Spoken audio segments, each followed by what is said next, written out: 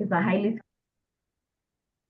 So Kim is a highly skilled regulatory professional, experienced at strategic and operational levels across the medical device, pharmaceutical, personal care industries, with an excellent working knowledge of the US and European regulatory processes.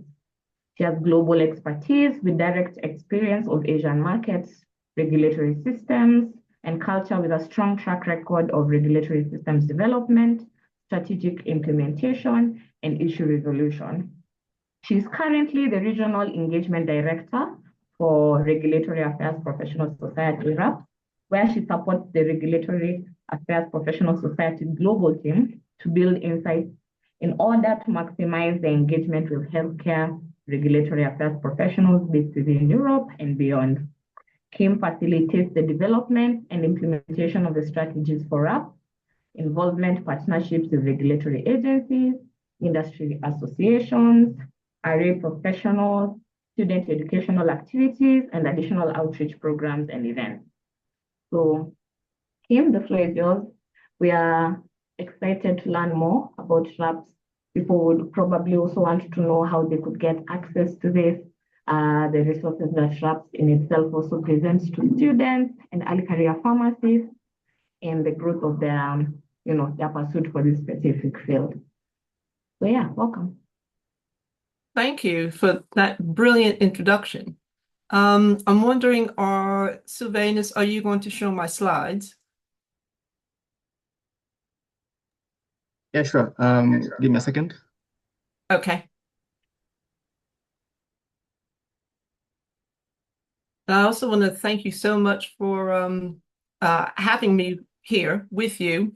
And I'm so looking forward to engaging with all the 49 participants that have logged into this webinar to learn more about regulatory affairs as a profession and RAPS as an organization to help support that.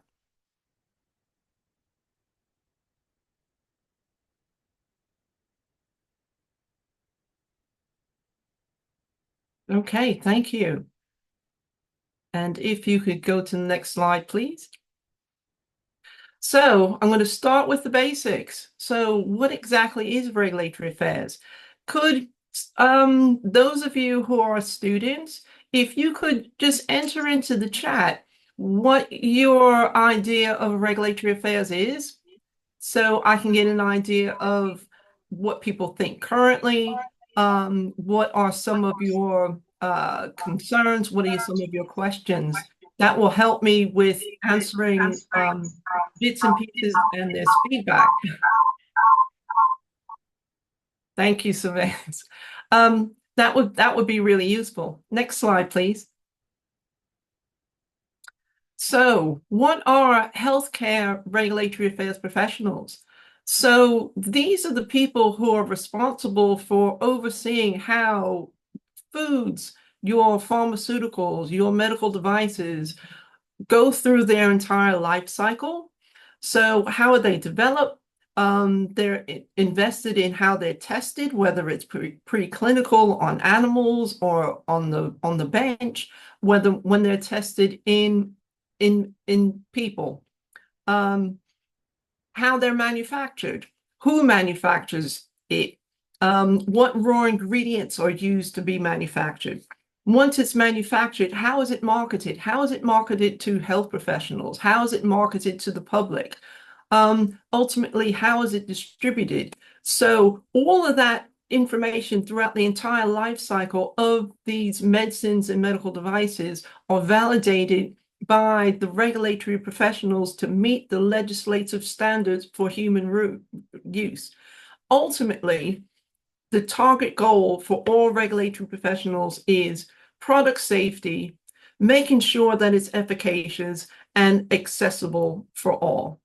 Next slide, please. So what are the regulatory professionals are ultimately responsible for? So they're responsible for making sure that the products that are put onto the market, the products that we use, the products that our parents use, our children use, are compliant according to the global legislative requirement. So in healthcare product industry, we've got the different phases of development, and there are regulatory affairs professionals that target these individual phases. Some handle all of the phases. Some are very, very specific. So you might have a regulatory professional who only involved with research and development, some who are only involved in clinical trials, some who are only involved in post-market surveillance. Next slide, please. So why regulatory affairs as a potential career? Regulatory affairs sits in the hub of the entire product life cycle, and they're involved with everybody and everything with regarding to that product life cycle. So they are that linchpin to make sure that the drugs that go to market are safe and effective. Pharmacists you've got knowledge about how drugs are tested, how drugs are approved, and you're also involved with patient care. Regulatory affairs as a profession, it provides different opportunities with regard to not just being behind the counter, not just working in a hospital. You could work with the health authorities, you can work in government, you can work on behalf of the patients, and also write the policy with regard to how the drugs are going to be approved ultimately for human use. Next slide. So what's a day in the life of a regulatory professional? So basically, yes, it's desk-based, but you do go out and about. I travel a lot in my role, and I have done so over my years. You work really closely with a whole range of different people. So not just the science and your medical colleagues, but you're also working with people in marketing, people in sales. You have to learn how to meet tight deadlines. If you're in a global function, you're going to be working with people who are from very diverse backgrounds. You'll learn how to interpret different cultures and work with people with different personalities. You become someone who can negotiate, and because regulatory affairs takes in lots of negotiation, whether it's internal with your own company or external with the government authorities. And as we know, legislation changes constantly. So the regulatory professional has to make sure that they're keeping up to date with all the changes across the globe to make sure that that product stays in compliance and maintains that compliance throughout its entire life cycle. And of course, ultimately, we're all rewarded when a new, safe, effective, and accessible product is successfully launched. Because, as I said before, we are all patients, we're all our family of patients, and ultimately, it's for the good of the public health. Next slide. Going back to something that's really first and foremost in my mind with regard to regulatory affairs is that it's all about intelligence and negotiation. You are the channel of communication with that regulatory authority. You're the interface and the communication channel between the regulatory authority who's ultimately going to approve the product and your project team, making sure that you're keeping abreast of the legislation, and you're responsible for informing your team as to what the regulation says, how you're going to manage, how this product is ultimately going to get onto the market. Next slide. So where would you be working in regulatory affairs? You work for a large pharmaceutical company, small company, and you can also work for government. There is all sorts of different avenues with regard to where you can work for regulatory affairs. You can work for a patient advocacy group for a nonprofit. You can work for for-profit large companies. You can become an independent consultant and be a team of one. or you can work for a company, with huge teams. So in regulatory affairs, this is not just a one size fits all. There's so many different opportunities out there that are now open to pharmacists who go into this as a profession. Next slide. Not just the scientific background, but of course, with lots of professions, you're going to need those soft skills. I call them soft skills where, as far as I'm concerned, they're necessary skills. Because in every role, no matter where you go throughout your career and throughout your life, you need to be a strong and effective communicator, because you're not going to get things done unless you can communicate effectively. Also, to learn how to think effectively, think analytically. And then that pulls into your negotiation techniques. And of course, project management, is key number one, no matter where you are in your career. To be collaborative in the regulatory field is essential, because you're always dealing with groups of teams. There's always someone else that you need to speak to, negotiate with, which makes it very, very interesting. But at the same time, you have to learn to be flexible with regard to different timelines, different mindsets, people who don't understand the technical aspect of what you're doing. Next slide.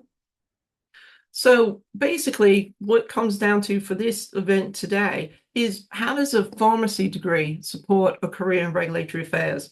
Well, first and foremost, it's all of your scientific background, so you can understand what happens.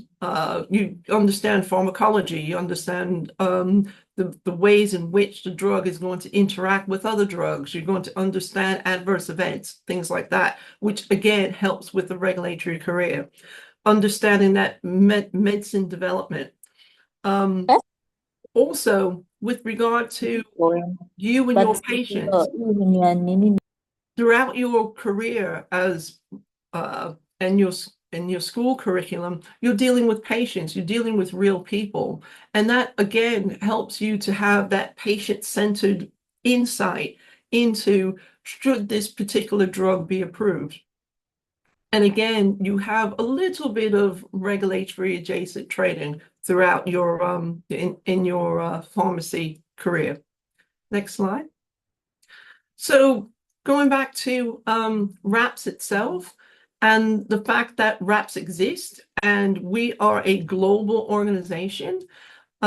We help and support regulated professionals everywhere, and some of our career resources that are available, we created a competency framework which lays out exactly lots of variables with regard to a regulatory career to help you manage your career progression. So at certain stages, you should have achieved certain milestones. And it also allows you to identify any gaps that may be appearing within your career development. And we also include a self-assessment tool. So as you progress throughout your career, whether you're wherever you are working, you can take it with you and help with you discussing with your line manager, with your other colleagues, with your mentors, to see how, making sure, because your career and your professional development is your responsibility. So we giving you these tools to help you take charge of that. We at RAPS, we have a mentoring program and we have career coaching. So we have probably right now about 300 mentors that have said, I want to help young professionals. And they are available to help mentor students and young people starting out in the career. We also have activities such as help you with CV writing, updating your LinkedIn profile to get you noticed. We have a jobs board, so you can have a scan, have a look. Granted, right now it is a little bit US focused, but I am definitely working on trying to expand that, beyond the US. We have a series of student programs. We have discounted student and new graduate membership. So I will be bringing a lot of these tools and things with me when I at the conference in August. So you'll be able to actually like touch and feel and see some of this information. We have a student ambassador program where we invite students to help out at our RAPS convergence, which happens in North America, and also our RAPS large conference that happens in Europe. And what happens there is that we have a couple of special sessions for students. Most of the time, they are pharmacy students that are interested in a regulatory affairs career. And they are made available to a lot of our more experienced regulatory executives, and they volunteer to help and support the students. And at the same time, you also have access to our 3-day program. So you'll be able to attend a lot of the sessions to get ideas of maybe which path that you would like to pursue. And last and not least, we have a new certification that's called Foundation in Regulatory Affairs. And this is targeted specifically to those who are new graduates and those who have, say, had an internship at a particular company. And what you will receive, you will take a written exam, and this way you would have a certificate that says that validates your knowledge. And what we've been finding is that I've been talking to managers at large pharmaceutical companies, and they're saying that they're encouraging their new hires to take this certification to again show the fact that, yes, I understand regulatory affairs, I understand drug development, because I've had a little bit of a background. And again, I can provide anyone that would like some more information about all of these different career resources. And if you go to the next slide, those are my contact details. So hook up with me on LinkedIn. I post lots of interesting things that RAPS does globally that you can tie into. And at the same time, anybody, always, you can drop me an email if you have a question. My role is to help and support you. So don't be afraid to send me a message, send me a chat on WhatsApp. If you've got any questions about RAPS or myself or anything else. And if I don't know the answer, I will find the answer out for you. And with that, I'd like to say thank you for giving me the opportunity to have a chat with you. And that is my last slide.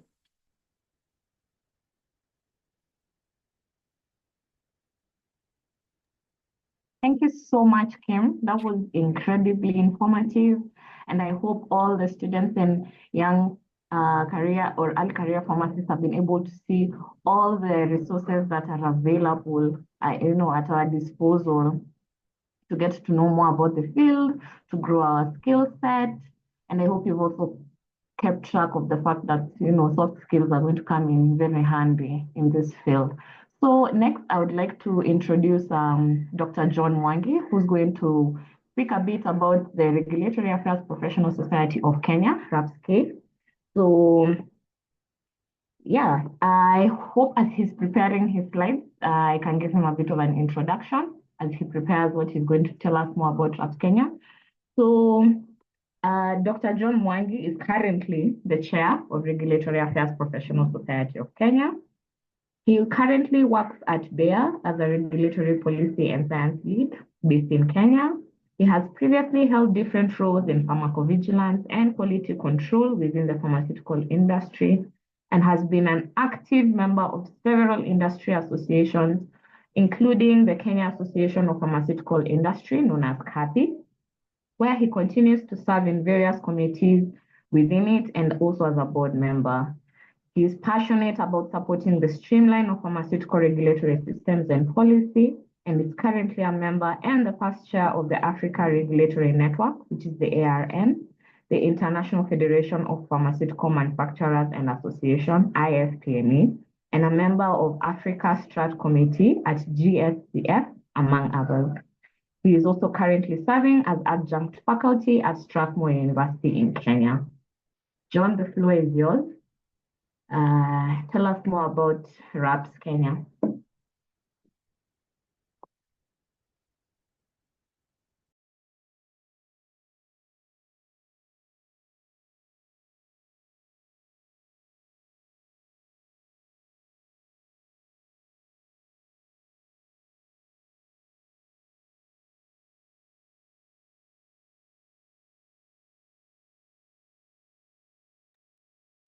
John, can you hear me? Hello, thank you for unmuting. No, I was muted and I couldn't present. So thank you very much, Beldina. I hope now you can hear me. Please also allow me to present because I have a few slides to share. Doc, you should be Thank able you. to do that. Yeah, thank you. All right. You can see my slides? Yes, we can see them. Excellent. What do you see on the screen? RAPS IPSF Congress? July 2025. Okay, excellent. So thank you very much. And also thank you, Kim, for coming in to support IPSF. Thank you for you, Beldina and team, for all the work that you've put for today. So I'm going to pick from where Kim left and speak a bit more about a local, or if you'd like to call it a regional context, because I understand the majority of the participants today are pharmacy students who are just about to graduate, and you're probably there wondering, where will I start? Who do I need to talk to? Who do I need to watch? Is there a home where I can start off? Worry no more, because I'm about to present to you about RAPS Kenya. And this is an association which was established a while back now. And it's our umbrella body now representing regulatory affairs professionals in Kenya. And we have a growing membership at the moment because perhaps of all the programs that I'm going to share with you here.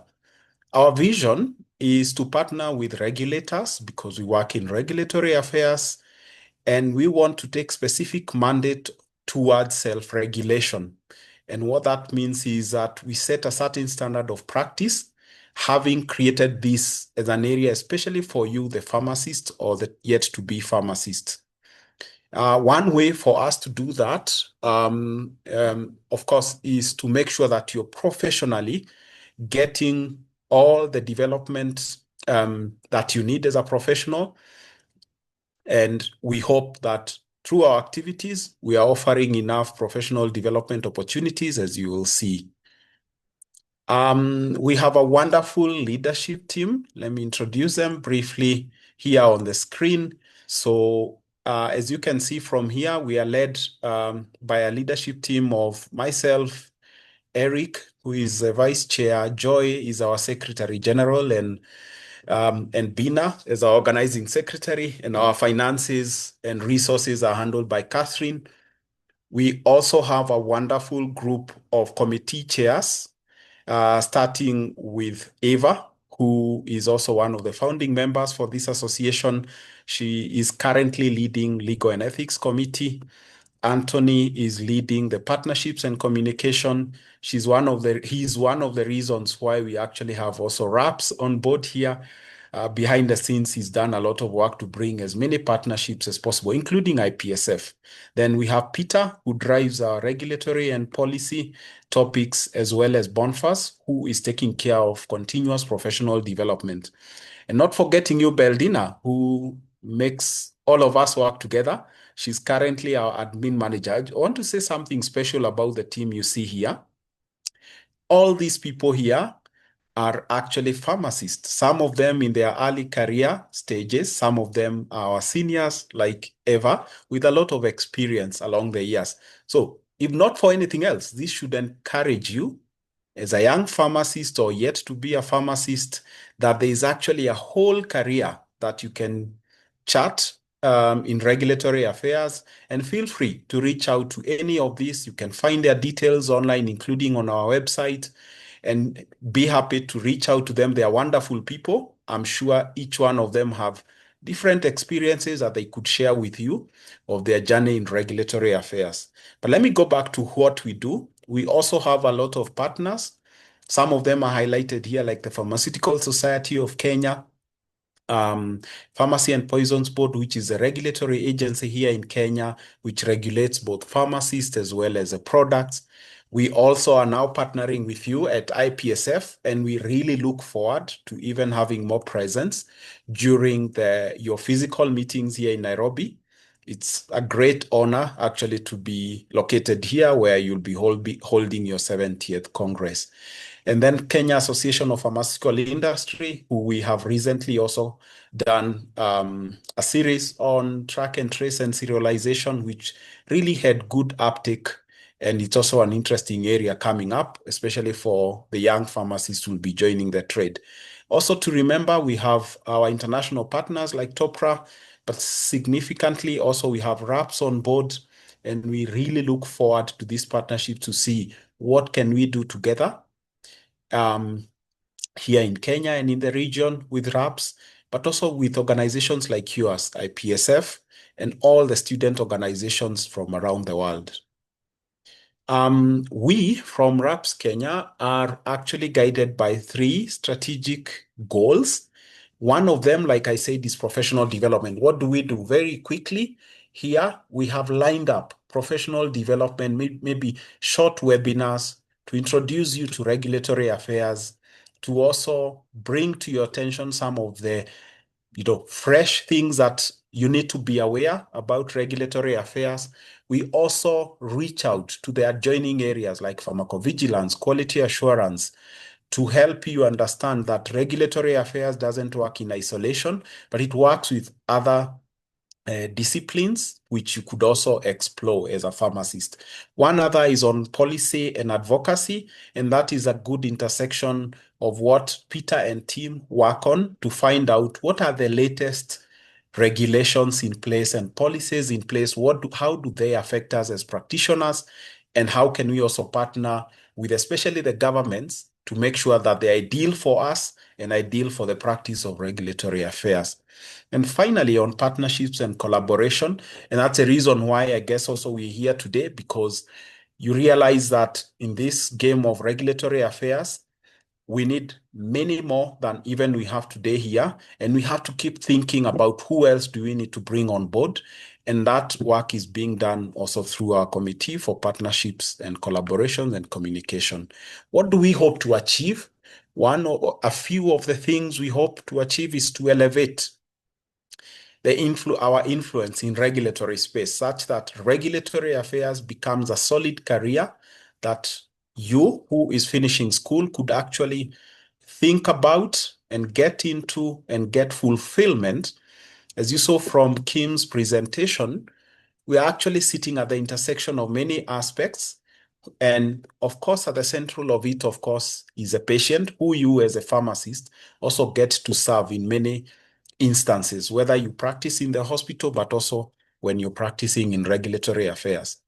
Meaningful and impactful stakeholder engagement, like I said, we have a strong position, especially with the regulatory agencies, to make sure that we can shape a future worth pursuing as a career, also for the upcoming practitioners. Then expanding our professional development programs. That's why we're partnering, especially with RAPS, because we'd like as much as possible to see many of you upcoming young professionals getting accreditation, getting certifications, because this is also very important for your career. So we'd like as much as possible to see who is offering this kind of programs. Can we partner with them? Can we get packages that can help you propel yourself in terms of knowledge, but also giving you an edge in your career?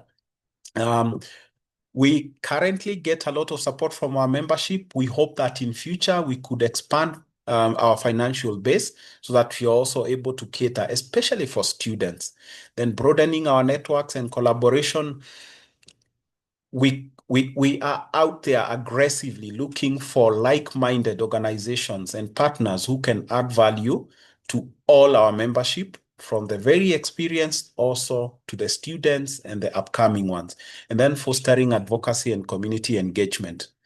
In terms of our committees, I already spoke about them, but we have four main ones: one on professional development, one on regulation and policy, one on partnership and communication.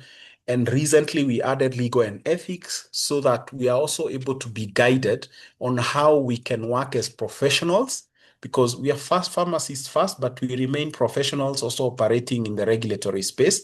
And we want to demonstrate to everyone around us that we are proper professionals, that we can even do self-regulation, a certain standard of practice that it will be an envy to many. One of the anchor points is for us having a legal and ethics committee, which makes sure that we stay in the straight and the narrow. Our approach and what would see happening together with organizations like yours is that we would hope that we'll continue being a knowledge sharing hub, then that we continue to steer this relationship that we have started in recent months together with also with our other partners.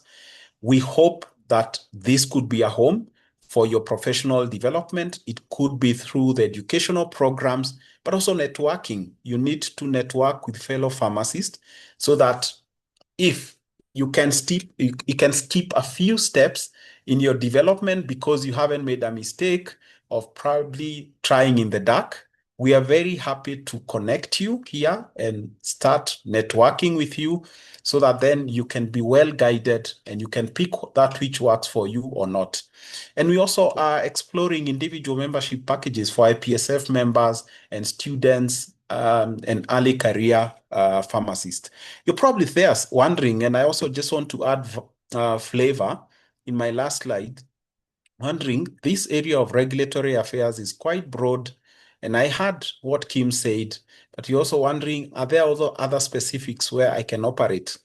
And if today I just use this just to direct you into that direction, there are several areas that, we see as regulated areas for health product and technologies, like clinical trial oversight, market surveillance and control, licensing of establishments, regulatory inspections. That's where you hear a lot about GMP inspections and all. Then lot release, lab testing, vigilance, registration and marketing authorization. A lot of us are working in registration and marketing authorization, but there are many other areas where regulatory affairs comes in. And of course, you're then spoiled for choice, and opportunity allowing, you're free to also drive your career specifically in some of these areas. Some of them overlap, of course. So with that, I want to thank you. And on behalf of RAPS Kenya team, welcome you to continue interacting with us. Look out for the face-to-face meeting that you guys are going to have in August. And if you want to find out more about us, you can either write to us on that email or you can visit our website or even our LinkedIn page. Thank you for that, and handing back over to you, Beldina and Manyala Silvanos. Thank you so much for that very insightful introduction and in-depth introduction to what RAPS Kenya is doing. I hope all the Kenyan participants have caught wind of that. We have an entire association that's dedicated to regulatory affairs professionals. You definitely want to plug in for this thing. So to honor everybody's time, we're going to go straight into the panel discussion. I know it's what we've all been waiting for. Let's make a point to pay close attention and stick to the end, because there's a raffle for the leaders in training slots, 5 of them, for the upcoming World Congress. So stay tuned, you might, you could be lucky. So I'm going to just share my screen.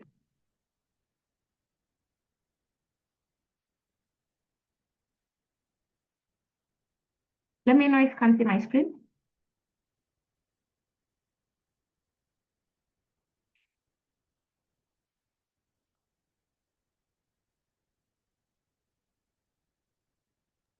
Okay, so I will start by briefly introducing our panelists. We have a very stacked, diverse panel. We are going to learn a lot from them. They all work in regulatory affairs, but you'll get to learn about how diverse the field is just based on the responses they'll give us, the avenues they're working in, all that. It will just give us so much more insight into how broad the field in itself is. So our first panelist is Dr. Ivan Sagwa. He is a pharmaceutical systems management expert and public health practitioner with over 25 years of experience in managing pharmaceutical systems and health systems strengthening programs, including supply chain systems, policy and regulation, medicine safety, quality assurance, antimicrobial resistance, service delivery, and rational medicine use systems. Most recently, he led and managed USAID promoting the Quality of Medicines Plus, the PQM Plus program in Eastern and Southern Africa. Previously, he was the Regional Technical Strategy Lead for the USAID Medicines Technology and Pharmaceutical Services, which is the MTAPS program, for Eastern, Central, and Southern Africa. He's also assisted in Management Sciences for Health, MSH, to establish growth and shape Kenya's first commercial pharmaceutical group purchasing organization, called MedSource. He has worked and has supported programs in Kenya, Rwanda, Ethiopia, Tanzania, Uganda, South Sudan, DRC, etc. He has supported regional economic communities such as the East Africa Community, the Intergovernmental Authority on Development, and the Southern African Development Community. Our next panelist is Dr. Peter Odhiambo, who is a dynamic regulatory affairs professional with extensive experience in pharmaceutical and consumer health sectors across Africa. He currently works as a regulatory affairs specialist for Bayer, focusing on English and French-speaking countries in the East, West, and Central African region. In this capacity, he has demonstrated his exceptional skill in navigating complex regulatory landscapes, expediting product registrations, and managing product life cycles. His efforts have ensured compliance with health authority requirements, facilitating access to all these vital health products for patients throughout this region. He is driven by a passion for the role of pharmacists in regulatory affairs and is dedicated to promoting access to safe, high quality, and effective medicines for patients across Africa. He has built strong, high quality, and effective medicines for patients across Africa. So he is actively shaping policy as the chairperson for the Regulations and Policy Committee for RAPS Kenya, as he has already been introduced. And he is currently the secretary for the Trade Policy and Regulations Committee for CAPI. Previously, he worked at the Pharmaceutical Society of Kenya, where he successfully led several impactful projects and additionally served as the secretary of the Reception Committee that successfully hosted the 5th IPSF African Pharmaceutical Symposium, which was last held in Kenya in 2016. Finally, we have Dr. Daphne Muteti, who prefers to go by Dr. Daphne, who is an accomplished young pharmacist with extensive experience in regulatory affairs, quality assurance, and pharmacovigilance within the pharmaceutical industry. She currently serves as the Regulatory Affairs Officer at Laborex Kenya Limited. She specializes in product registration, regulatory compliance, and the maintenance of product licenses for pharmaceutical products, medical devices, and dietary. She has also overseen internal audits, drafting and implementing standard operating procedures, SOPs, and leading quality assurance initiatives to ensure adherence to both company policies and regulatory requirements. Previously, she's held roles at Concept Africa as the head of quality control and quality assurance, where she managed product approvals, has established validation teams, and maintained comprehensive quality management systems. Her career also includes being a pharmacist at Heartland Pharmaceuticals and Omaira Pharmaceuticals, where she was responsible for dispensing, patient counseling, and inventory management. She currently holds a master's in the Science in Biotechnology, Innovation, and Regulatory Science from Purdue University, and her BPharm from Kenyatta University. She is certified in analytical validation, quality control, lab compliance, and design thinking, among other areas. Welcome. We have a very stacked panel so far, as you guys have been able to see from their bios. So we expect a lot of insight, especially considering how diverse they all are in their avenues of service. Welcome all. Maniala, could you kindly make sure that all the panelists are able to unmute themselves. So Hi, Bill. before, Hi, Dina. Can you confirm that you can hear me? yes, we can hear you. Thank you. Awesome. So now that I've introduced you guys, before we go into the discussion, I would just like to get a brief, commentary, or rather like an introduction of what people should go in expecting, what they should, the fresh eyes and ears, what they should open their ears and minds and eyes to as we go into this discussion so that they can get the most out of it. I would first give the mic to Dr. Peter Odhiambo with a brief commentary, introduction, anything that I might not have captured about your essence, which you feel is, important for this discussion. Yeah. All right. Yeah, thank you very much, Dina, for the very kind introduction. Yeah, I think you've really done justice to my profile. So there's nothing really special that I'd like to add to that. But I'm very much looking forward to sharing my journey, sharing my experience in the regulatory affairs space, and to also give hope to prospective regulatory affairs professionals who are in the call today, and those who are also early in their career, of the bright future that there is for all of us in this regulatory affairs space. And I hope that by the end of this panel, we'll also have demystified, the common myth that regulatory affairs professionals are, quote unquote clerks we just, push documents from, one end to the other. So I hope that by the end of this discussion, we shall have not only given hope, but also shared the very bright future that there is in the space that we currently occupy. Thank you so much. So I have a few questions that I will more or less direct to all panelists before we go into things that are more specific within your field so that people can also get a sense of how you work within the fields you work. And I think I'd like to start with Dr. Ivan. What exactly led you into the field of regulatory affairs? Could you give us some insight into how you learned about this as a field in general and how you decided that this was something that you wanted to do or something that you wanted to pursue? So, good afternoon, and thank you very much, Beldina. Thank you for colleague panelists. Thank you for previous speakers, Dr. Kim Young and Dr. John Mwangi. Thank you for all participants for creating time to join this exciting discussion. This area, as we've seen earlier, is a very wide area. So I think in the course of our discussion as a panel, we will pick up different entry points, how different, we entered into the space through different doors, if I may speak. So it's a house or a complex with different entry points. So if I take the case of myself, I began my career as a hospital pharmacist. I worked for the Nairobi Hospital, and those from Kenya may recognize the hospital as a premier private hospital. And that experience shaped my outlook in terms of understanding the need to ensure quality and of services, not necessarily quality of products, but quality of services and safety of patients and clients.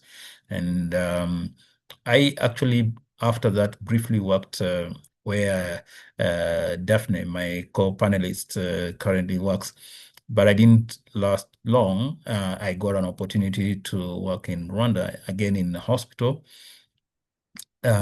being a head of pharmaceutical services, the King Faisal Hospital in Kigali, Rwanda. So I was privileged to co-chair the hospital committee on accreditation, and patient safety became a very core pillar in terms of the hospital accreditation standards. So I developed an interest in that area, and fast forward, I began, developing my skills and competencies in the area of safety, patient safety management, and asking myself and being driven by the question, as a pharmacist, how can I contribute meaningfully to help patients have better quality of life that is not affected by them having to take either poor quality medicines or medicines that are harmful to them. So I was trained in pharmacovigilance by the Uppsala Monitoring Center in Sweden, and I began practicing as a pharmacovigilance pharmacist and guiding the hospital in terms of putting in place the necessary policies and procedures to assure patient safety from a pharmacist or medication point of view. Then after that, I got an opportunity to work with an international non-government organization that was just starting up or was involved in the scaling up of antiretroviral treatment for HIV, and drug safety or medication safety was an important issue. So I was taken up into that role, and I was charged with the responsibility of helping a country. This country was Namibia, to set up its national pharmacovigilance system. And so that really helped me to put in practice some of the competencies that I'd acquired, and also to continue improving my competencies. So I layered on my qualifications, a Master of Public Health, and eventually a PhD in pharmacoepidemiology, and focusing on regulatory policy and pharmaceutical policy. So that is, in brief, how I entered into this field. And in short, I wear the hat of a pharmacoepidemiologist.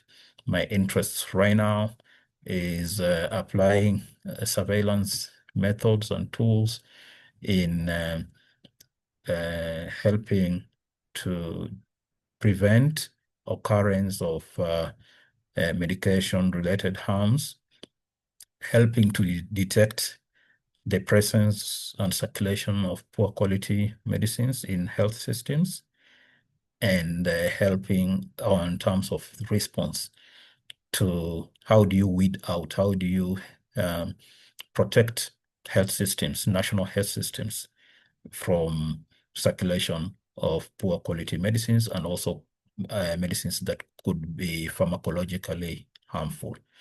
That's my role. And thank you. Back to you, Berdina. Thank you so much for that in-depth, view of your journey. And just from the way you're talking, I can already sense that the three panelists here have very different day-to-day activities. And I would like the audience, the target audience, to get a sense of that and how broad the field actually is. So I would like to ask both Dr. Daphne and Dr. Peter to both give us just a simple, in 2 to 3 minutes, how does your day-to-day look like in your current role, where you're currently working? Let's start with Dr. Daphne. Yeah. Hi, Baldina, how are you? I hope you can hear me well. Yeah, you're clear and audible. Okay, so thank you for the very comprehensive introduction. You've basically covered my whole pharmacy journey till now. So currently, I am a regulatory pharmacist at Laborex Kenya, and so we are the local technical representatives for various marketing authorization holders, which means that we deal with various projects from day to day. So I don't have days which look the same. It depends on the pressing matter of the day.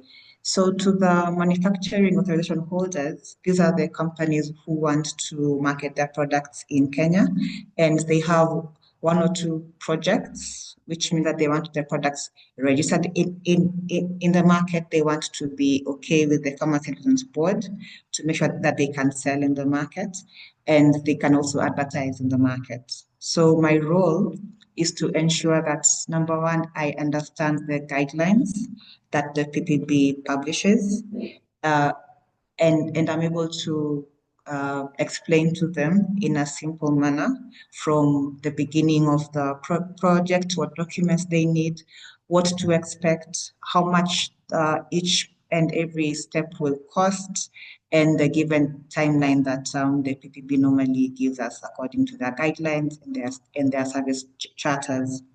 So I will advise them on what pathway that we shall take, and also I will advocate to them on their behalf to the PPB for their various applications. I will go to the PPB and follow up on the approvals or for any feedback. And in the rare case where the PPB needs XYZ documents and they don't have it, how do we now negotiate? How do we come to a compromise and the PPB gets to regulate as they should, and the manufacturer gets to market their products for the patients to access their products in the market. So that is to the MAH. And to the PPB and LabOrX Kenya, I ensure that the company itself is licensed by the PPB. That means that the PPB has guidelines according to the distribution, how we handle, how we distribute the products in LabOrX Kenya.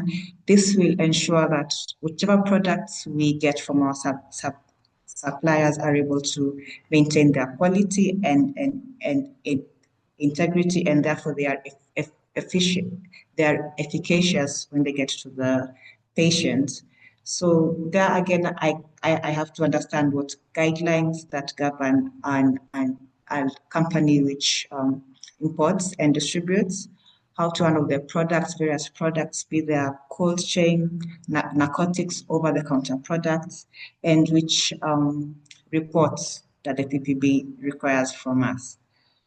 And also, from a LabOrX Kenya perspective, as I said, we import and warehouse and distribute products. So there are various departments that I work with. For example, when it comes to importation, we have to liaise with the PPB to get import permits. So how do we approach the PPB to ensure that whatever products we are in the process of importing to Kenya, if they have, number one, the desired quality, if they are registered, if they can be imported. If they can be imported, then I normally liaise with the procurement office in LabOrX Kenya and the PPB to get the import permits. And then also when the products land into Kenya, PPB is also there at the customs for them to ensure that whatever is on the permits is actually what has been imported into Kenya. So I think I've given a rough frame of how I deal with the suppliers. I have called them the MAHs, the board itself, the PPB, and also as in the company itself. Thank you. Thank you so much, Dr. Daphne. So as you can see, already there's so many players within the field. She's talked about suppliers. She's talked about the PPB, which for reference is the National Regulatory Authority for the country of Kenya, handling all matters, medicines and medical products and dietary supplements, etc. And also handling things within the company itself or within the organization itself. So you cannot work in silo. There's a lot of players. Stakeholder collaboration is a huge name of the game. Now, if we could also get a sense of how a day would look like for Dr. Peter Odhiambo, because it's crucial to understand that these two already work in two different markets. Because, for instance, for Dr. Daphne, she works with a local or rather a regional organization, while Dr. Peter Odhiambo works for a multinational. And therefore, I understand that even some of these roles could differ, the scope could differ, and even the day-to-day activities could differ. So also just like you to express that so that you can get a sense of how different these actions could actually be in a day. Right. Thank you, Beldina. I'd like to pick from where Daphne left and reiterate that in the life of a regulatory affairs professional, there's no day that is the same like the other. So what I did yesterday will almost certainly be not what I'm doing today or tomorrow or the few days to come. But in general, my normal 8 to 5, as we call it here, entails 5 main things. And having been working for an innovator company, I do 5 main things on my 8 to 5 on a day-to-day basis. And these are new registrations, lifecycle management of products, submission of safety update reports and safety reports, then also a bit of work in policy. So typically, in any given day, we are registering new products. And when you're registering a new product, you normally have to compile your dossier, right? So from your drug discovery and development classes in pharmacy school, you learned about the dossier. So whenever you're registering a new product, a new innovative product, then you put together your dossier for new registration. So that's the first of the 5 things that I do on a day-to-day. So putting together the dossier for registration. Then once you put together the dossier, we do the registration across the region. So in East, Central, and West Africa. So then you coordinate submissions at the country level with what we call our local technical representatives in those countries. So you put together the dossier from our headquarters, then we coordinate with our local technical representatives to get these dossiers submitted. And remember, when you're putting together your dossier, you're already working with what you call a regulatory submission strategy. So before you even go into putting together your dossier to register a new product, you have to come up with a regulatory submission strategy. So you're the expert at the country level. You know your country is better than anyone else in your company. So the company normally entrusts you with, the role to take care of a submission at the country level. And because you take care of submissions at the country level, they expect you to know what the requirements are at each and every country where the submission is supposed to go to. So you put up a regulatory submission strategy prior to any submission. And based on the strategy, then you prepare your dossier, then dispatch to the countries and work with their local technical representatives to submit this dossier in various countries. Then once this product is submitted, you have to do regular follow-ups with the health authorities. And as Kim mentioned, when we'll be talking about the soft skills that are required, you have to be such a good negotiator with the health authorities, because sometimes, and as we all know, for our region in sub-Saharan Africa, a lot of things are still done through, interpersonal connections with our regulators. So you have to be such a good negotiator to get your products, through the pipeline and get your registration. So that takes a lot of our work, because then you have to do a lot of negotiation, a lot of convincing. Sometimes you're even called upon to defend some of the label claims that you have, or some of the things in the quality section of your dossier. So that is part of what we do from 8 to 5 when it comes to new registrations. Once the product is registered, then you're required to maintain that license. So you have to maintain that license in the country where that product is registered. So if the product is registered in Kenya, then you have to do annual retentions in Kenya. And now there's a requirement for renewals. So you also have to do license renewals. And every once in a while, in the life cycle of that product, you're required to do some changes. For example, you're manufacturing that product in Kenya, in Mombasa Road, or you're manufacturing it in Lagos, Nigeria, or somewhere in Abidjan in Ivory Coast, and you want to introduce an alternative manufacturing site in another country. Say if you're doing Ivory Coast, you want to manufacture in Senegal. Or if you're doing in Kenya, in Mombasa Road, then now you want to open another factory in Mombasa or in Kisumu. So you do what you call a post-approval change application, or what we commonly refer to as a variation. So as a regulatory professional, as a regulatory affairs professional, it's your job to apply for that post-approval change, or what you call a variation. And the variation can be, on the quality part of the dossier or on the label. So you are either filing for a labeling variation or a CMC, which is the chemistry, manufacturing, and control section of the dossier, the quality part of the dossier. So then you put the dossier together. Then again, like you did with the new registration, you coordinate for submission in all the countries that you're responsible for. So you'll submit in Kenya, you'll go submit in Tanzania, you'll go submit in Ghana, you'll go submit in Gabon, in Senegal, in all the countries that are applicable. So that's life cycle management. Insofar as variations are concerned, then the second aspect of life cycle management is license renewal per country requirements. So the countries that require you to renew your license every 5 years for the product, and the countries that require you to renew your license every 3 years from the moment it's registered. So as a regulatory affairs professional sitting in the country, it's your job to know when your license will fall due, make your requests for this for the renewal dossier based on the country-specific requirements in time, then submit in time. Because remember, you're the bridge between the product being manufactured in whichever site it's being manufactured from, and that product reaching the patient in your market. So then you have to ensure that the license is valid at any given time. And to do that, you must ensure that you are aligned with the renewal timelines. Then the third item that I work on a day-to-day basis is the submission of periodic safety update reports. And this is, the area of expertise of Dr. Sagwa. And once you register your product, you remember from drug discovery and development in pharmacy school, there is the phase 4 part where you call post-marketing surveillance.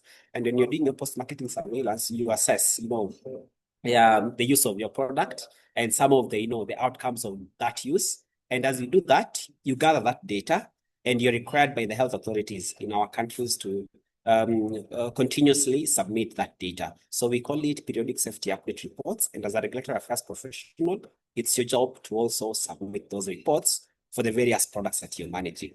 Every once in a while also, there may be a safety issue that you need to submit to the health authority.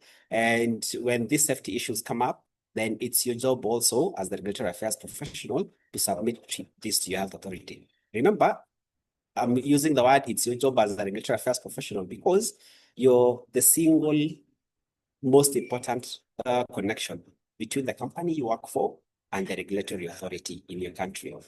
So your company entrusts you with, that role of connecting them with the health authority. So whenever there's a safety issue, while pharmacovigilance will do its job, eventually as a regulatory affairs professional, you are required to make the submission on behalf of your company to the health authority.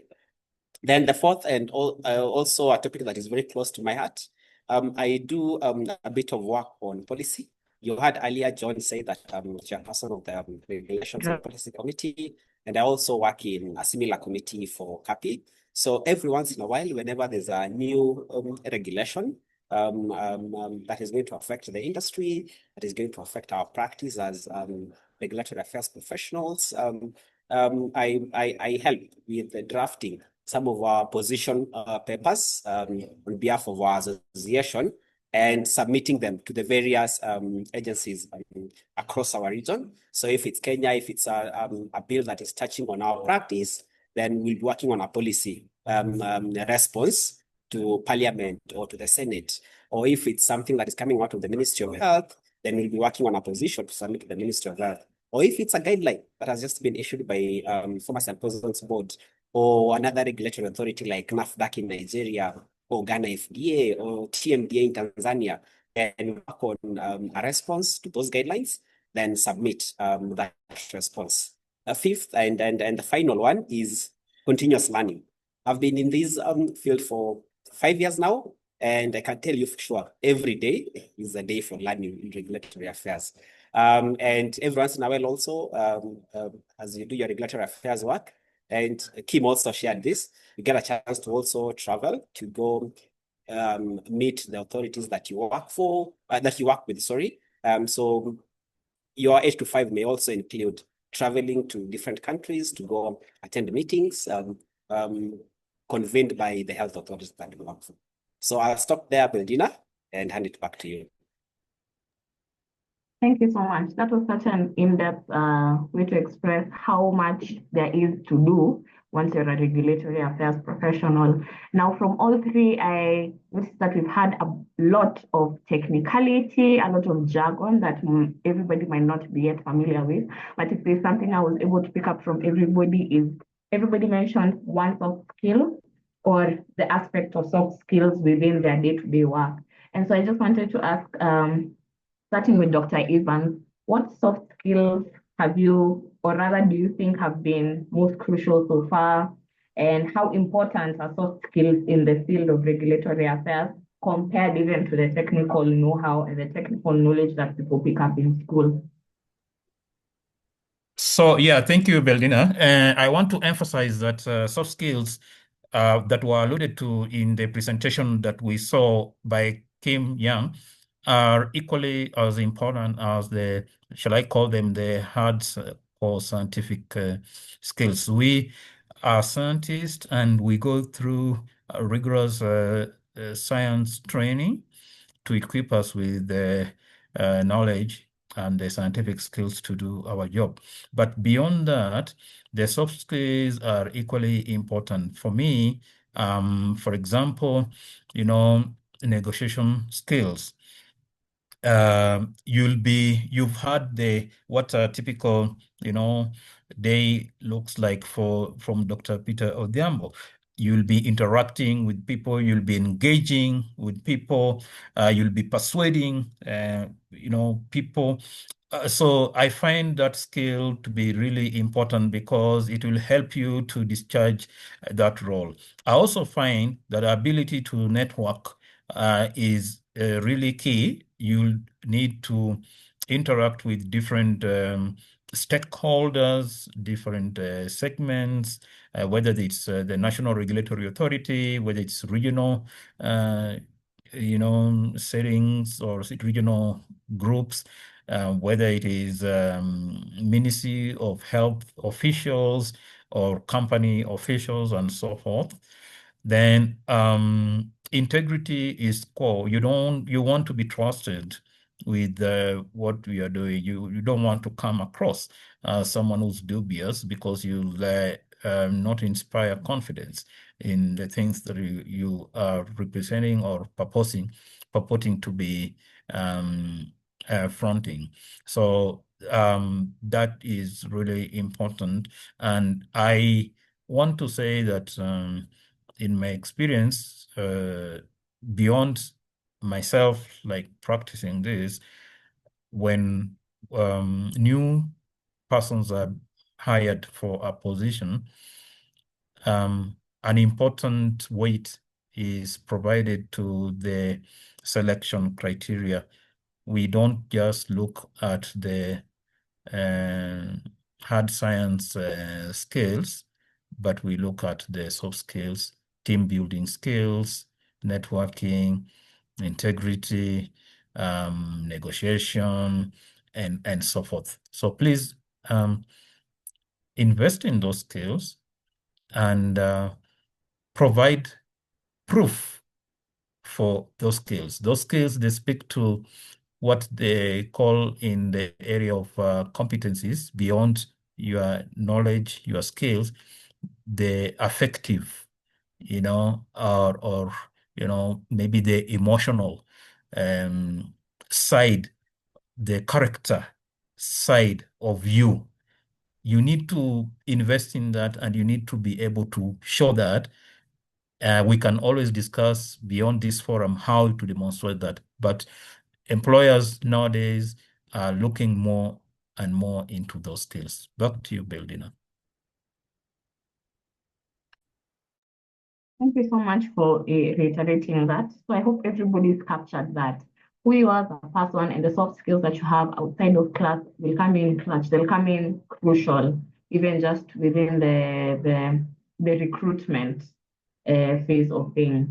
So I just wanted to take this back to Dr. Daphne, because this is something I know a lot of students think about, especially because this isn't something we necessarily learn about in our undergrad studies. And for most people, they learn about it quite late, even post-graduation for some. So I just wanted to ask Dr. Daphne, how, or rather, what kind of support or mentorship helped you most when you are starting out? And how can students find similar support today? Other than the fact that at least we've opened up the exposure and they're able to attend webinars like this and get insights while they're still students, we'd also like to get a sense of how mentorship and how somebody holding your hand was crucial in the field.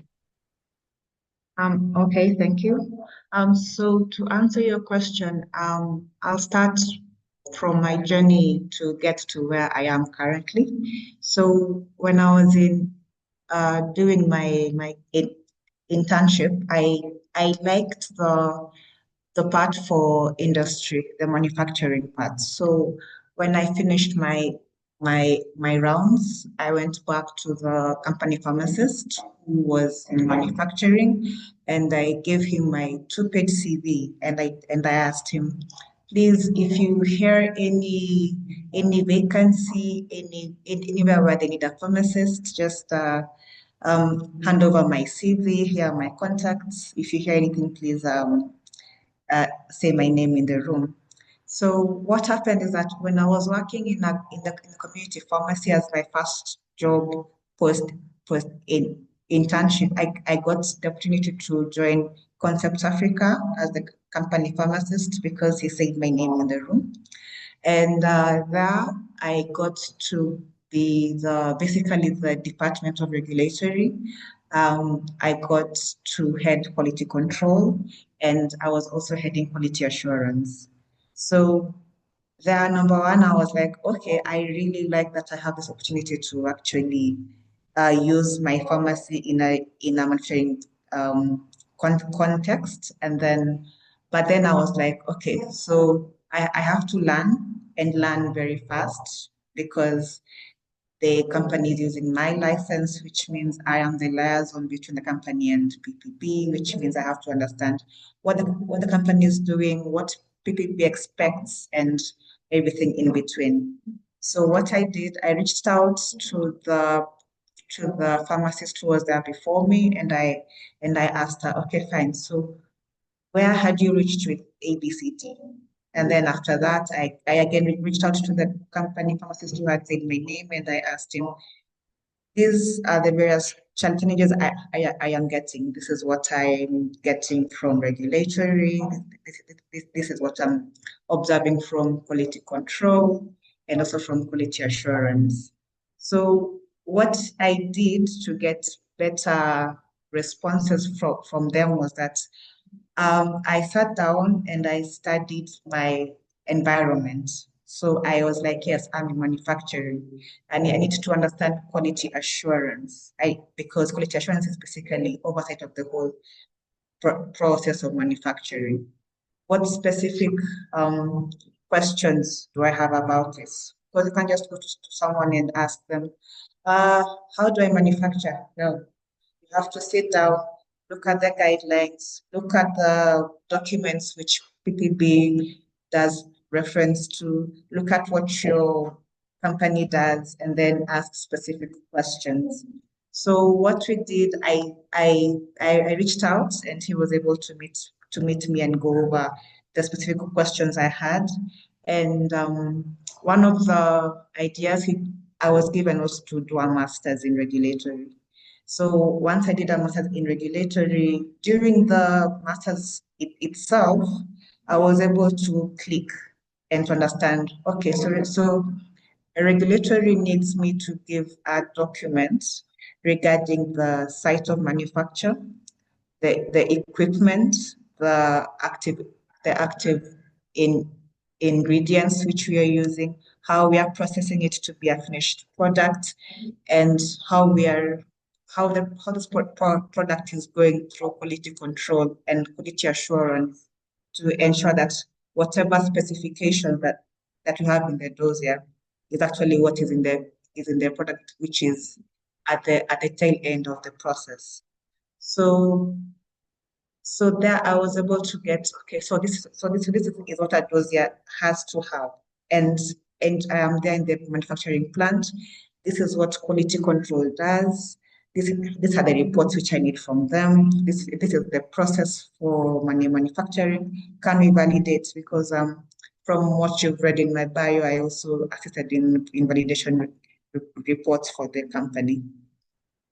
So from then on, so when I started my master's, I was able to learn that, oh, this is how to approach the PPP. This is what you get from the manufacturing. This is what you have. And then there were also so many other dosage forms and pharma interventions, which are both in the country and outside the country. And so where next can I go after the local manufacturing?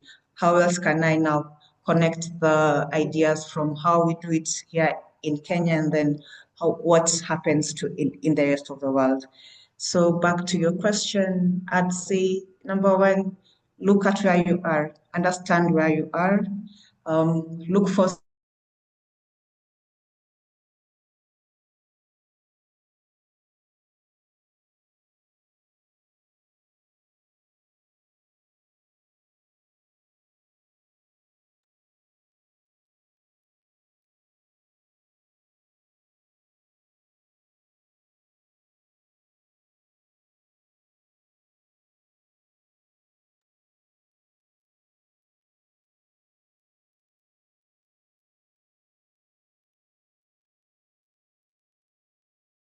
Can everybody still hear her?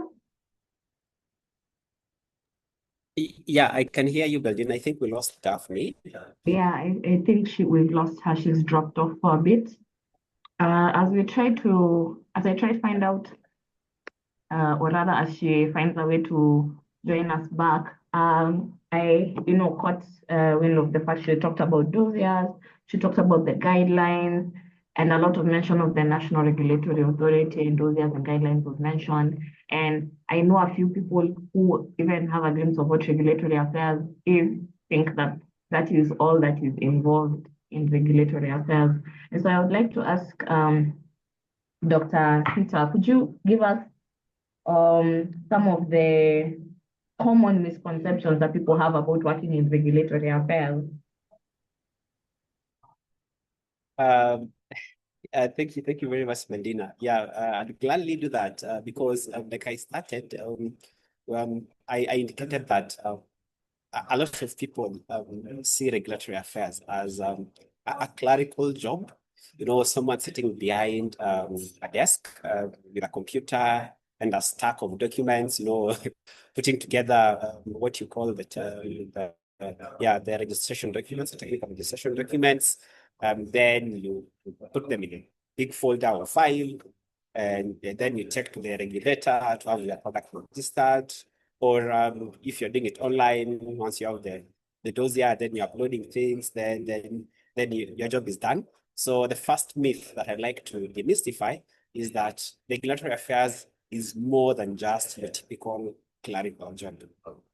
Regulatory affairs person is someone who is not only an astute a project manager, but also a collaborator, a very good communicator, and a very good negotiator. So it goes beyond the clerical job in the sense that as a regulatory affairs professional, you are the one who is responsible for the submission strategy for your product, for the company that you work for. For example, if company A wants to introduce an antibiotic X in the Kenyan market, they'll have no clue how long it will take for that product to be registered in Kenya, what will be needed for that product to be registered in Kenya, and anything else that may be required besides the common technical documents that they may probably know. So as a regulatory affairs professional, besides being the person who will actually do the submission, besides being the person who will compile the dossier and take it to the health authority, you're the person who will be at the center of coming up with the regulatory strategy and advising your company, on, when they can expect to get that product in the market, the potential challenges. You even go as far as telling them how much it's going to cost them to have that product in the market. You are the one who will tell them, for this country, we'll need the site where the product is manufactured inspected by the health authority. And you cannot get our registration without that GMP certificate. And that registration of that site is going to cost us this amount of money. I also tell them that in this country, the timelines for registration is between this number of months and this number of months. So in your launch planning, or as you plan to bring this product to the market, please know that the earliest you can have this product in the market is this day, is by, this duration. So you are not just someone who pushes paper, or, behind some desk in some corner in your office. You are at the center of any product introduction by your company, because you're the expert who knows how your regulatory authorities work. You're the expert who understands your regulatory environment, and you're best placed to advise your business on when they can expect, to use the product. That's one. Number two, you're also the source of regulatory intelligence in your company. So no one knows the market better than you. You're the one who knows the number of competitive products that are registered for that therapeutic area in your company. So if your company wants to introduce an antibiotic, let me use amoxicillin and clavulanic acid as an example.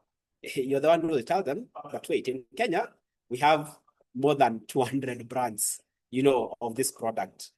So if I were you, I'd, consider another product, or if you have to bring that product here, then your marketing strategy has to be so differentiated, set it apart, from the competition. That information will only come from you as the regulatory intelligence source for your company. Then besides those two, number three, besides, providing intelligence and also being at the center of your regulatory strategy for your company, whenever they want to do any activity insofar as promotions are concerned, your business will come to you and, get their promotional items approved. You are the one who understands the language of the health authority. You are the one who understands what the health authority requires to be indicated in the promotional material. So they'll bring the material to you. It's you to have a look at the material, then advise them that you can't include this line in this promotional material because of ABCD, or because you can't substantiate these claims, or the health authority does not allow you to include this in the promotional material, etc. So it goes beyond just being a clerical person who's pushing paper and, printing documents, making a stack of, folders and submitting those documents to the health authority. It's far much beyond that. And one final thing, as I close on that comment, is that we are also the shapers of the policy. So as a regulatory affairs professional, you also are the forefront of shaping policy, and that goes beyond the usual clerical work. That's all for me, Bernadina. Back to you. Thank you so much. Thank you for showing us that regulatory affairs professionals have so much more to offer other than just sitting at a desk and preparing dossiers and follow-ups with the National Regulatory Authority. There's so much more that goes into the craft itself. Did we get back Dr. Daphne? Dr. Daphne, are you back on the call?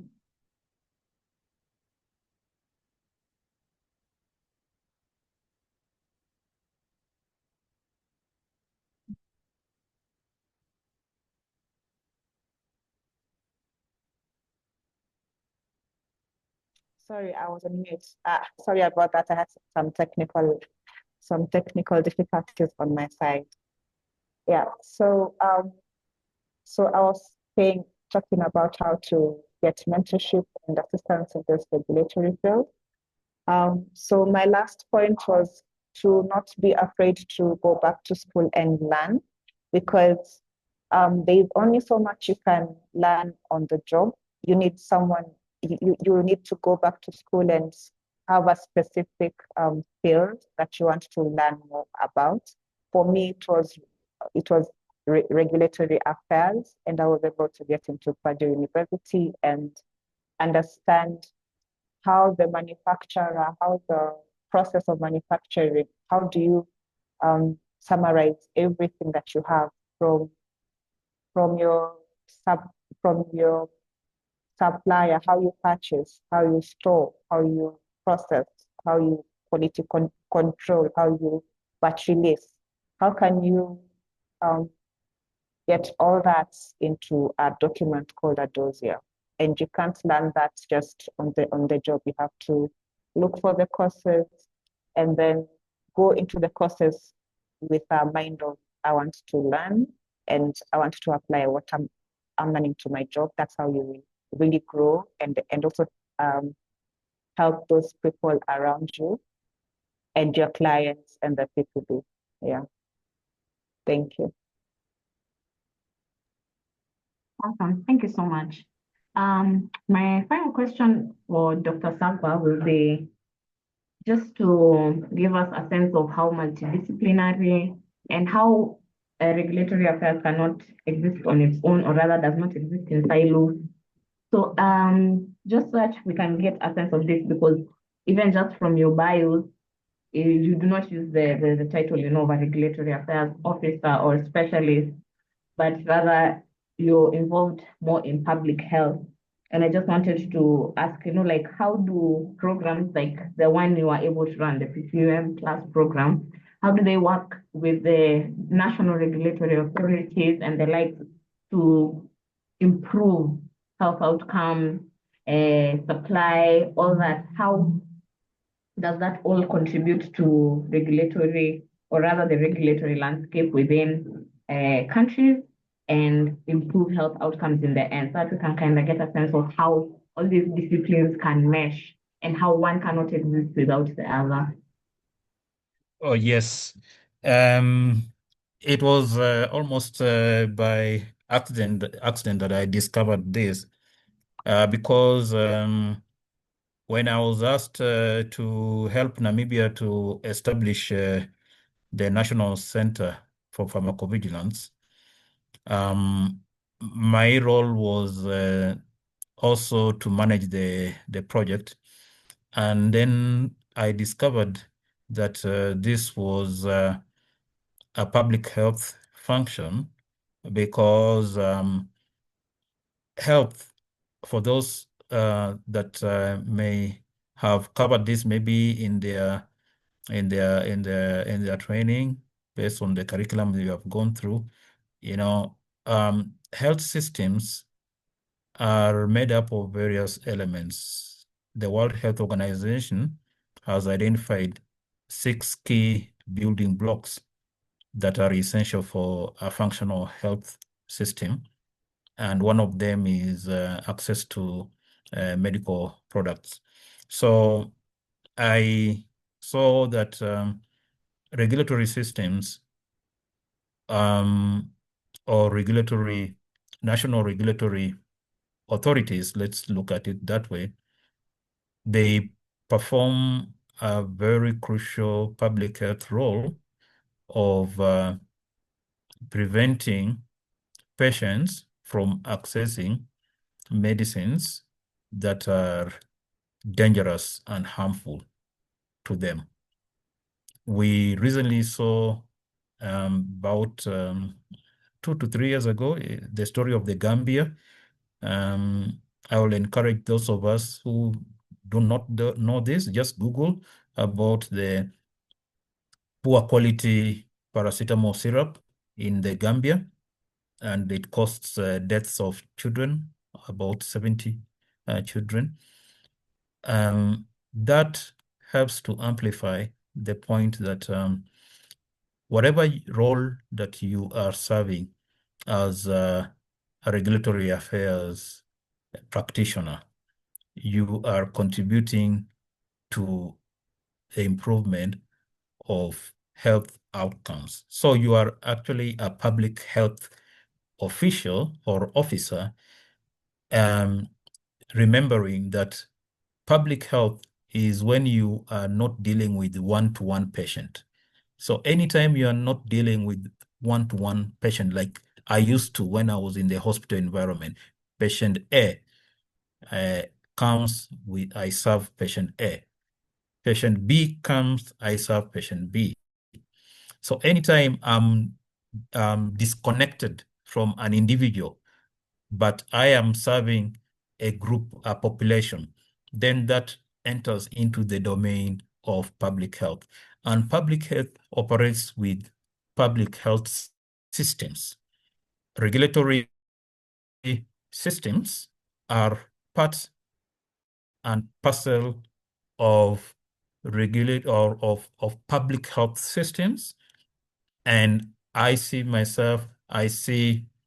colleagues as public health practitioners from the point of view of helping to prevent the public from accessing medicines and other medical products that could be harmful to them. In concluding, I just wanted to share that indeed myself and Dr. John Mwangi, we are currently in Addis Ababa at an African Continental Working Group meeting of technical experts, developing a continental strategy for preventing the occurrence, trade, and utilization of substandard and falsified medical products. So as you can see, therefore, we are essentially public health practitioners, and all of us, we are a broad spectrum of regulatory experts, and we see ourselves as public health practitioners. Back to you, Berdina. Thank you so much for making that so much clearer for all of us. I know we are pressed for time and we might not be able to ask them everything that we want to, but I would appreciate if people could just open up and send in their questions in the chat. There's a number of other reception committee members also within the meeting who are tracking the same. I'm also tracking the same. So just feel free if you have any questions for any of the moderators or Kim or Dr. John who spoke earlier, just drop them in the chat in the meantime. As they drop their final questions, I would just like to get like kind of closing remarks from Dr. Peter with regards to the field of regulatory affairs and how, as much as it's not offered as an avenue in our undergrad, what would you tell a student who's curious about regulatory affairs? What advice would you give them based just on how the system stands? There's no way to basically learn about it or get that right weight when you're in school. We don't really get too much exposure to it. So what would be your advice to a student whose interest has been piqued by this discussion today?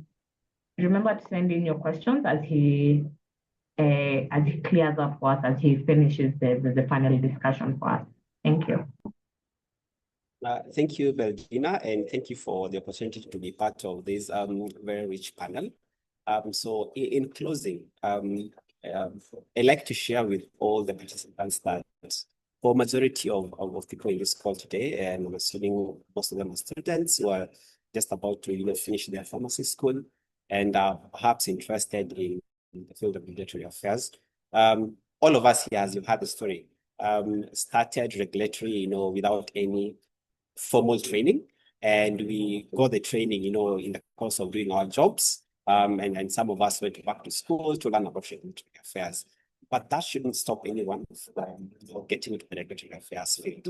And why am I saying that? It's because unlike, in the earlier years where there was no community of regulatory affairs professionals, right now you have the privilege of becoming a member of this very beautiful community of regulatory affairs professionals through our local chapter in Kenya called RAPS-K, or internationally through RAPS. And through our association, you can not only get a chance to do a few courses on regulatory affairs, but then you also get a chance to network with professionals. What really helped me, early in my journey, and it still does, because I still consider myself, still a professional in learning, because every day for me is a day for learning regulatory affairs. I got exposed to people who are in regulatory affairs. they held my hand, they took a chance on me, they trained me, and now I'm a regulatory affairs professional. Within our community as RAPSK, we welcome you and we give you a chance to connect with professionals who are in various stages of their career. We have those who've been in their field for 30 plus years, those who've been there for 20 plus years, like Dr. Evans and Dr. John. Then the early career pharmacists like myself and Daphne, and also Beldina, who is also in regulatory affairs. We are willing and ready to hold your hand, to show you the way, to assist you as much as we can to introduce you into the field. Because the beauty of regulatory affairs is the more you do it, the more you get to know it. And the only way you can, get a chance to do it is by connecting with professionals who are already in the field. So if you're out there and you're interested in regulatory affairs, please join RAPSK, become a member, be vibrant in the committees, join the committees, be vibrant in the committees, get a chance to learn, get a chance to network, and you never know where an opportunity will come from. My story is a story of, of being at the right place at the right time. And that's how I got to regulatory affairs. And yours can also be the same, just being in the right place at the right time. So that's my closing remark. Thank you, Baldine, and back to you. Thank you so much. Thank you so much to all the panel panelists for all the insight that you've given us, for your time, for answering the questions so concisely and deeply, giving us your own personal experiences. It's a big privilege and it's a big opportunity, and we'd not take it for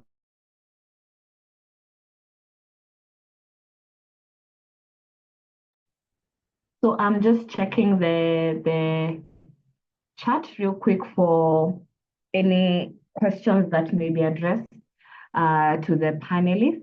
So we have what are some specific skills that a student can develop if they want to work in regulatory affairs after graduation? I'm assuming this is in regards to both soft skills and the technical rigor of it. Dr. Evans was kind enough to answer within the chat, and he gave the option of the East Africa Regional Center of Excellence at the University of Rwanda that has several exciting array courses, including Masters in Pharmaceutical Regulation, Masters in Science of Quality Assurance, Masters in Science of Biomanufacturing. I also want to ask this question to the rest of the panel. Are there any other places that offer such courses or certifications that students can check out as they, find their footing within the field? Dr. Daphne, Dr. Peter, if there's any that you know about, just give us the same. I'll go first, then I'll welcome Daphne to also comment. Yes, for me, the most important starting point would be with the RAPS, and I've seen Kim has already shared a link. So RAPS has, some very nice courses and some resources for students who are interested in, starting to, acquire some skills before then they can join the industry. So your starting point would be, with RAPS, where you can go to the links shared by Kim. Get the training at very subsidized costs. And also, but then if you also want to, advance, once you're done with your undergraduate course, then you can go the way of Dr. Evans said, where you can, go for a master's degree in regulatory affairs. There are so many universities, outside of Africa, but then within Africa, as Sagwa shared, there's that course that is now being introduced by the University of Rwanda. So that would be a nice starting point. But in my view, while you're still in school, you would go to the RAPS resource center for students and already enroll for some of those training and start acquiring those skills.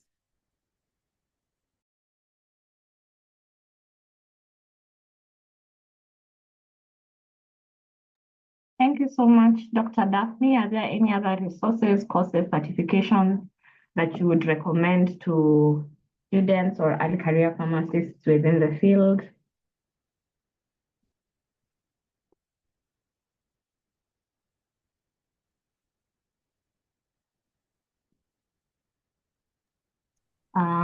Sorry, I was muted. So Okay. I will echo what Peter has said. RAPT is a very good starting point because it's local, and if you're in Kenya, for example, you'll have other pharmacists who are here with you to actually reach out to and explain one or two things better. And then if you can, and if they are available, you can apply to the various master's courses that have been listed by Dr. Evans Sagwa. Thank you. Awesome. I would also like, if Kim is still on board, I have seen also a lot of questions, and I also get this question a lot, if there are free courses or rather, free programs that students could undertake for regulatory affairs. Is that something you could talk to us on? Are there any free courses that RAPS offers that people could take? Yes, we have RAPS offers many webinars, and there's lots of little short bites that you can do. So if you just say have an interest, want to learn a little bit more about it, if you log into the RAPS website and create a profile, you have access to a couple of short webinars. And then if you become a member throughout our student membership, then you have access to even more. A lot of the fee-paid webinars and courses and things. So there's lots of materials available. But I would also warn some of the students, because something is free doesn't mean that it's valuable. And there's lots of consultants, etc., that do lots of courses to bring you in, and they're more commercial rather than giving you proper training. So again, if you go through a proper network to learn what's available, then you will get more value for your time. So with that, I say use RAPS as a starting point. Talk to different people within the industry. Again, network. You're now possibly connected to everyone who's on this webinar. Use these contacts, talk to each other. Talk to all of the presenters. I'm sure that they would be more than happy to give you some advice offline. The same with myself. Please contact me if you have any questions. That's what I'm for. That's what I'm available for. Thank you. Awesome. Thank you so much.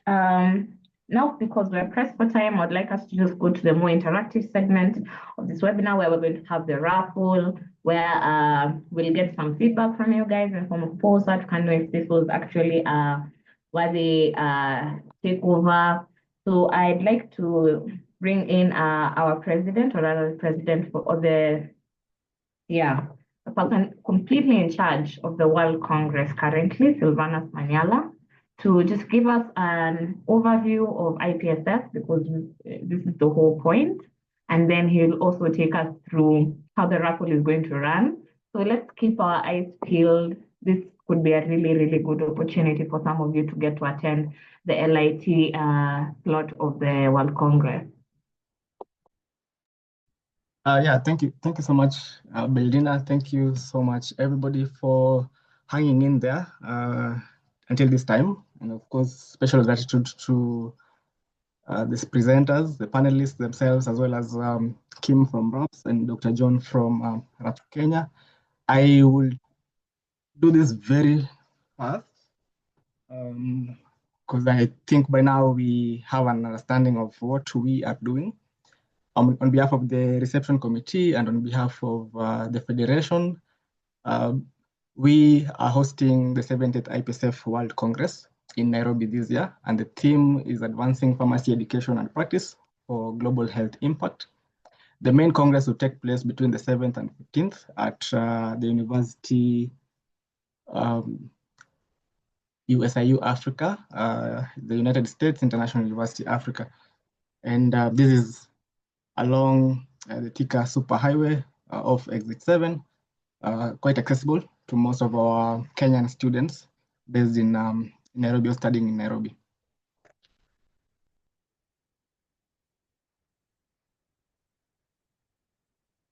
And the other two segments for the event is the Leaders in Training, which precedes the main Congress from 4th to 7th, and then a post-Congress tour that comes after the main Congress from 15th to 18th, where we have two segments as well, Nairobi Game Drive, and then the Coastal Experience at Watamu and Malindi. In summary, KEPSA is an umbrella association that covers for student associations in the 9 universities that train Bachelor of Pharmacy in Kenya. And we were established in 2012, registered that is, and we have been an active member association in IPSF, which is now the global network of other student associations, national student associations in this case, that is situated, whose headquarters is situated in The Hague in Netherlands. And we have 5 regions, the African Regional Office, the Asia Pacific Regional Office, the Pan American Regional Office, Eastern Mediterranean Regional Office, and the European Regional Office. So we fall under the African Regional Office, which is AFRO, and IPSF generally has about 130 member organizations, bringing to about 500,000 members in total. The Congress this August features a couple of activities. I mentioned it's a week-long event from the 7th to the 15th. We have symposia tracks, we have workshops, we have fireside chats, and I'll mention briefly what is relevant to us today with regards to array in a few slides. We have the capacity building aspect. I've mentioned leaders in training and professional development activities currently running. We have PCE, CSC, ISC competitions. And then we also have opportunities for networking and cultural exchange. And this includes the cultural nights that we'll be having, spanning to networking events that we'll be having during the main or the day activities. Then we also have public health campaign, social nights, exhibitions, and RAPS will be coming in heavily on this, as well as what is mostly important for the Federation, the General Assembly, where we make decisions for ourselves and of course for posterity of the Federation. So in terms of numbers, we are targeting about 400 in-person participants. And I've mentioned already that we have over 100 countries, about 130 member organizations currently. Symposia tracks that we are looking at are about 6 tentatively. We have one on addressing global health challenges. This is the main symposia track that will take place on August the 8th.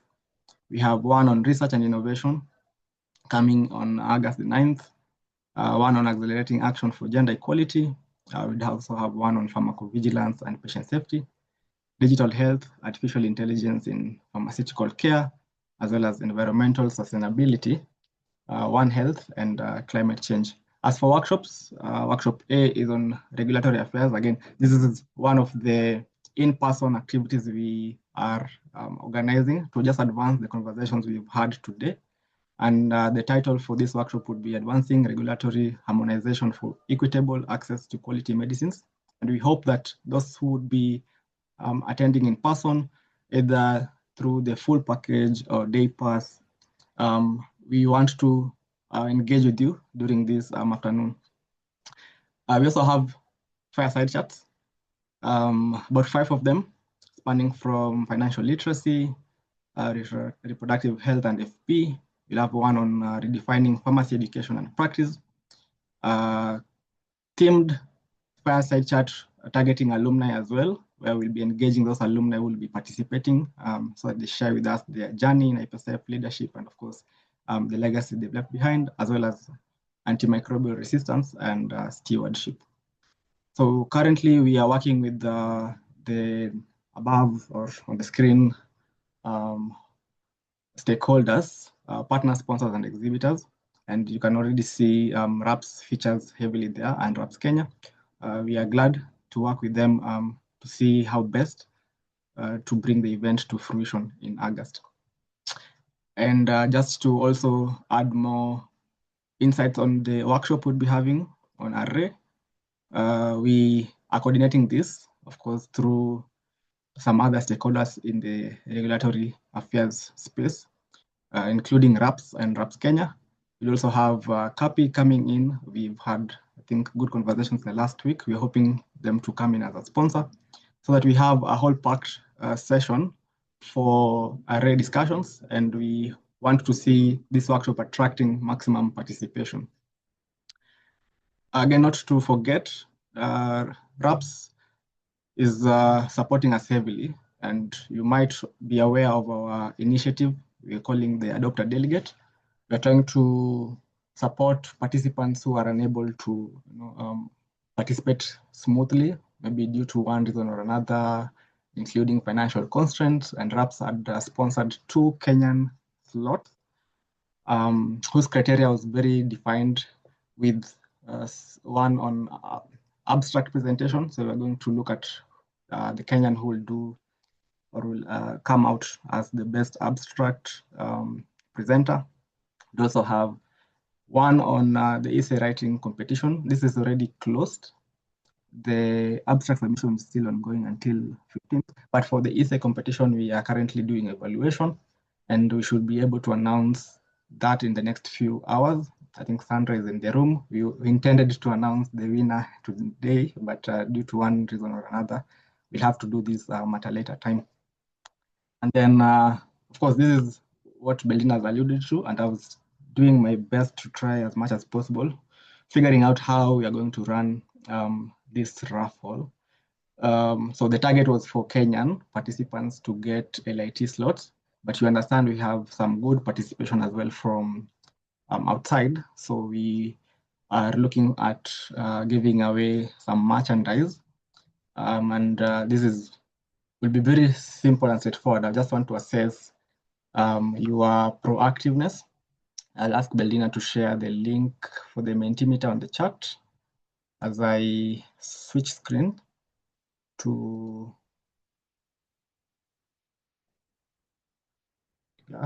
okay. Beldina, let me know if you've shared. Yes. So I'd like you to quickly join this. It's a 5-poll competitive, and then of course assessing just the general feel of the room on how the session has been, form of some sort of feedback as well to the presenters, so that we get off here knowing that we have had a very impactful session.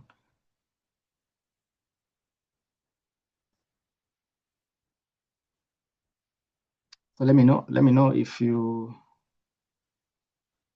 are able to join in. I'm also trying on my side using other device just to confirm if everything is okay.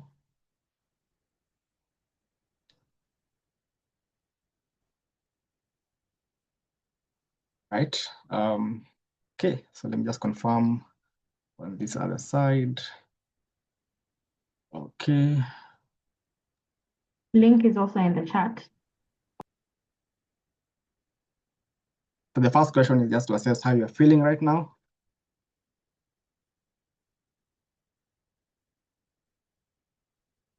This is independent of the session, generally how you are, yeah. I see majority are excited, happy, hungry. I know for those in Kenya right now, it's lunch period, so yeah, understandable. Very empowered, informed. Nice.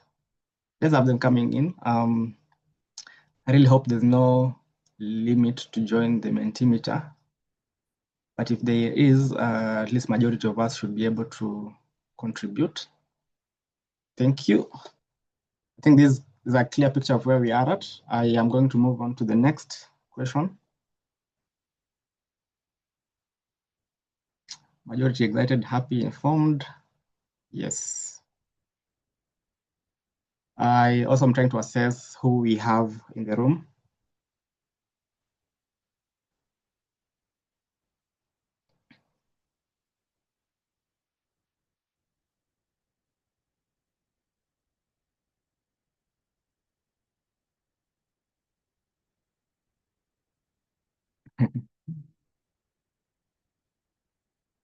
Yeah, we've lost a couple of attendees, but I'm thinking we should have a couple of other countries in the room.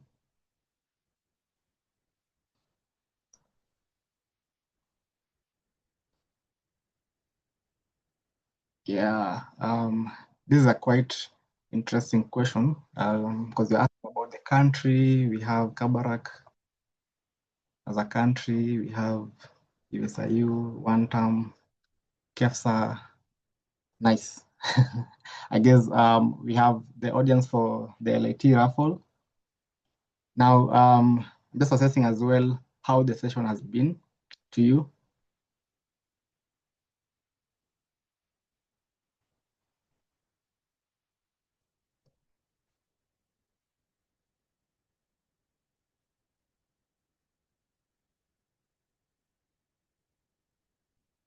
Okay, very useful, not useful, somewhat useful. Okay, I guess this majority are on 4.8. It's not a bad average. Next is just trying to also assess whether you've registered for the event itself. I know majority have not, but I'm still hopeful you will. But in the room, let me see from the 80 of us who has and who hasn't, so that we know what we can do after this call. Yeah, maybe we're going to do more discounts and more offers for you to register.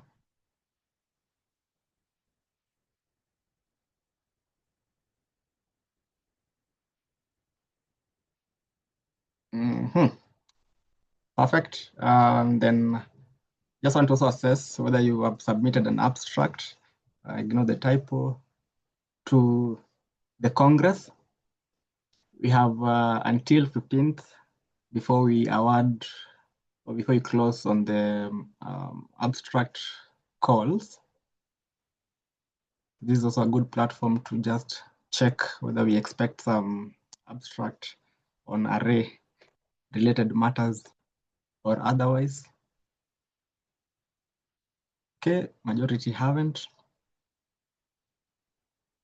Then trying to also assess whether you've heard about array before this webinar.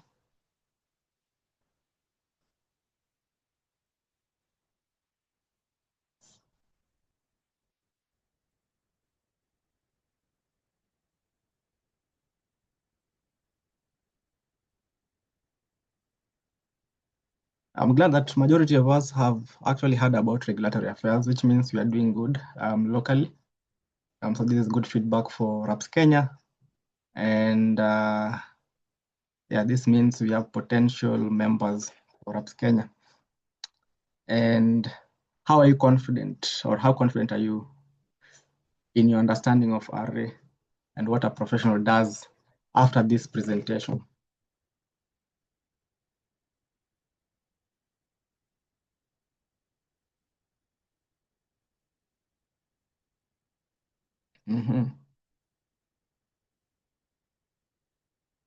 Nice. Somewhat confident, very confident. Anybody who wants to topple this scale? I think the normal distribution curve works perfectly fine. Majority of us are somewhat confident, which is a good thing. Okay. And has your interest increased?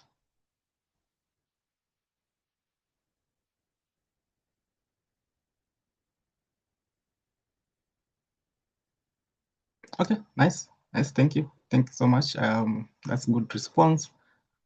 So at least this webinar has been impactful. And perfect. So now we go to the serious bit. We have 38 people. Out of these 38 people, we have maybe one or two who are going to get LIT slots, maybe win some match. Let me know when you're ready. In 3, 2, and 1.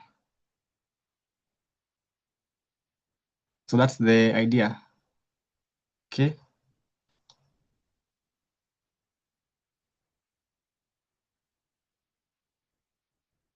Let me know. Let me know if you are seeing the question.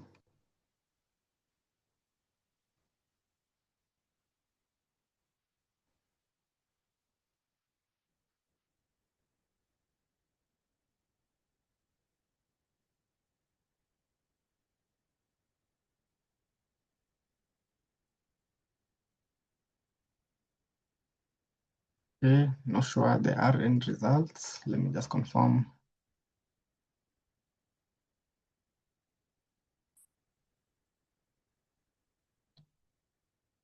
Okay. Let's see, question 2.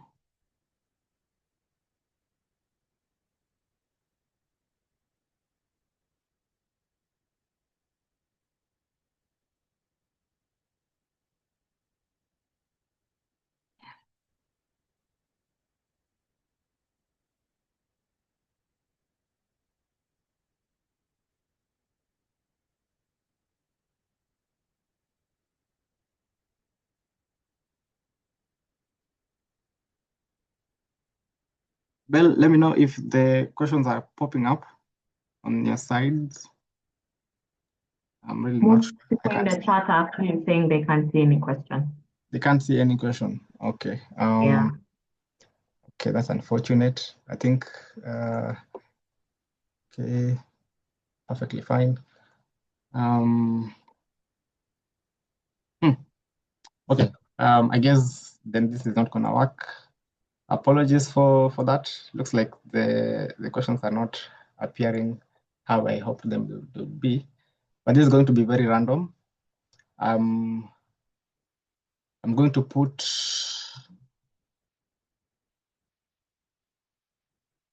an entry in the chat box. If you want to enter this raffle, just send in your one name and hyphen the country.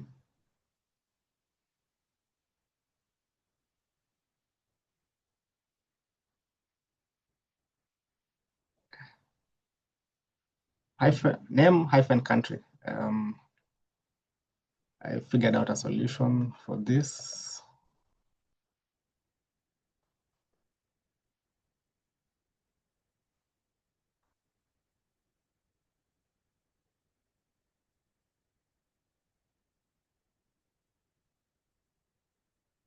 As people do that, is Sandra still on the call?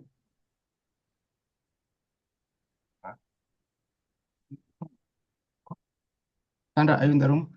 Yeah, and thank you so much for the speakers. Let me know if you are dropping off. We appreciate your time, but if you would like to stick around for the next 3 minutes, that will be perfectly fine. Okay, now we end the entry to the raffle.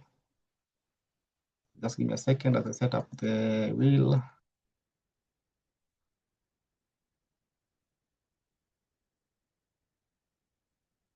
Okay, so I'm putting a boundary as well.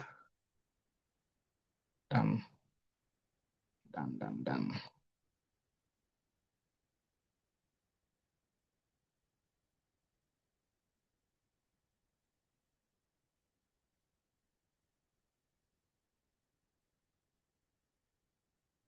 Yeah, Bill, did you want to say something as I set up this in a few minutes? Give me 60 Oh, seconds. yeah, there's somebody asking how they can submit their abstract.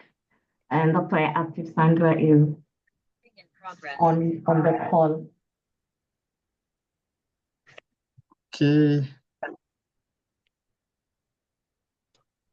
Sandra is with us.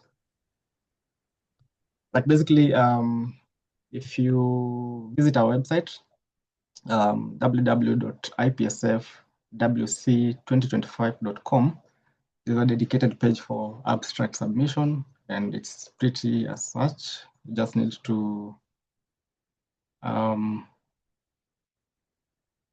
the instructions, fill a form, and that's it.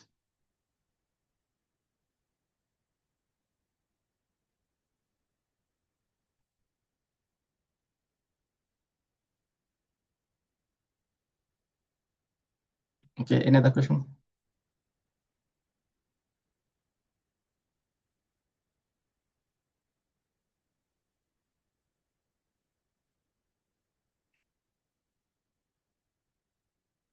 Okay.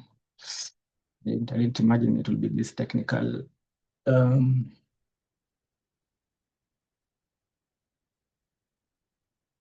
Okay, almost done. Any other concern, Bell?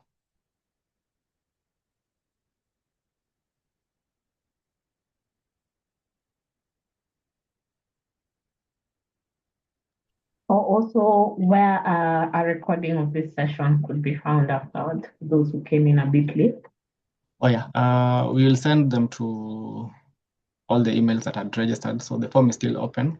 If you'd like to get the recording, we'll be sending to all those who had pre-registered. I think that's fine. Belle, do you want to talk about the CPD points for the practicing? Yes, for sure. I know as much as a majority of us may be students, we also have early career pharmacists for those who are already practicing. The event is on the Pharmacy and Poisons Board portal, so make sure you subscribe to get your CPD point.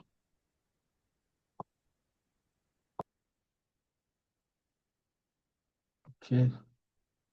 Nice. Almost done. Just give me 3 more seconds.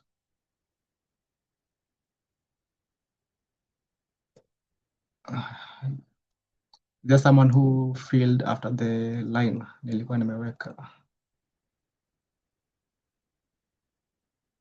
You can add them.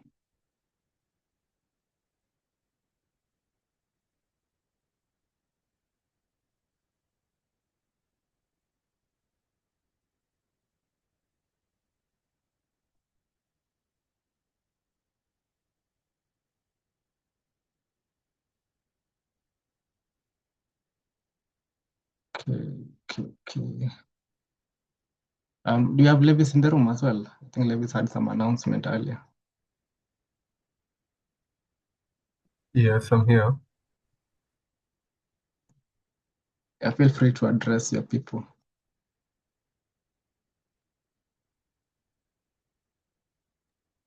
Don't really have much to say, but I really enjoyed the session. It was quite enlightening, getting to know more about regulatory affairs, and also the current partnerships that are in the works. It's quite exciting, and I hope we'll be able to have more of our members take up our membership and be able to take up the courses. And maybe to my members, I hope that you're seeing that there's more to pharmacy than what you do in class. There's more to pharmacy than pharm chem, pharmacology, pharmacognosy. So I'd urge you to take advantage of this opportunity to be able to start learning or realizing how you can put into practice what you learn in school to what is being done currently within the sector. So don't limit yourselves to what you just study, but use what you study to find new areas of interest, such as regulatory affairs and other areas. And also just wanted to thank our speakers and RAPs for being able to make time for this session as well. I hope to see you all in August during the World Congress. And as well to the reception committee, thank you as well for this session. Back to you, Manila. Thank you so much. I think we are ready to spin this wheel now. Levis is our president for KEFSA. So if you don't know Levis, you will interact with him in Nairobi soon. And I'm always pleased to work with him in this. So I saw Cynthia had submitted quite late. Just done a quick spin the wheel thing, and I hope it will work for us. So let me just add Cynthia Chief here and say Kenya. So we have 3 LIT slots have been advised for the inconvenience that we add it to 3. So these slots would be available to Kenyan delegates. And of course, if we get the 3rd or another international participants, they will be up for merchandise. Okay, so 1, 2, and go.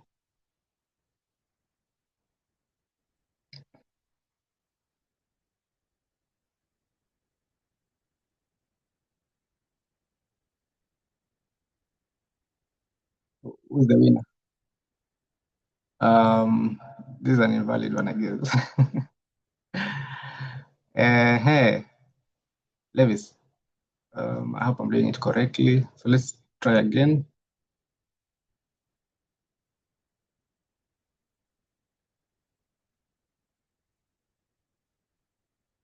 Okay, the first LIT slot goes to Daniel. So Daniel, you can introduce yourself in the chat, and then Beldina will take your details for that. So that means I have to remove you from the second round. Congratulations. Let me go for the next.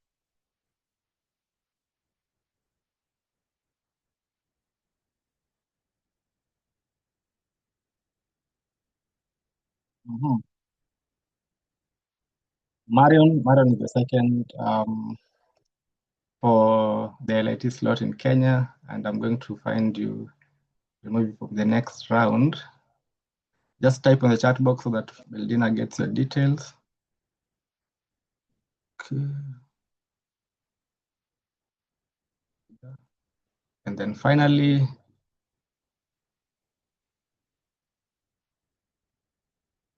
okay, invalid. Who's getting the third slot? So it's invalid. Again. And that will be again another invalid. I don't know why you have invalids.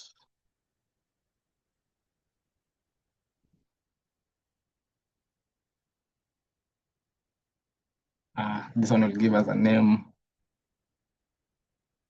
Oh, Nesmus. I have perfectly done. I guess we are on the right track. So Onesmus, Marion, and Dan, please feel free to share your details in the chat box. I feel bad for the international delegates, and I'm already thinking of doing one just to cover them for the merchandise. Okay. So we have Chantel, we have Wasim, and we have Cecilia. So one person gets something. I'm not so sure why we have all these spaces.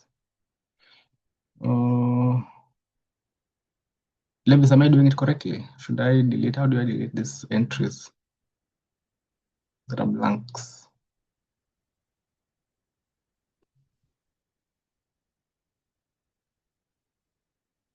Are you seeing my screen?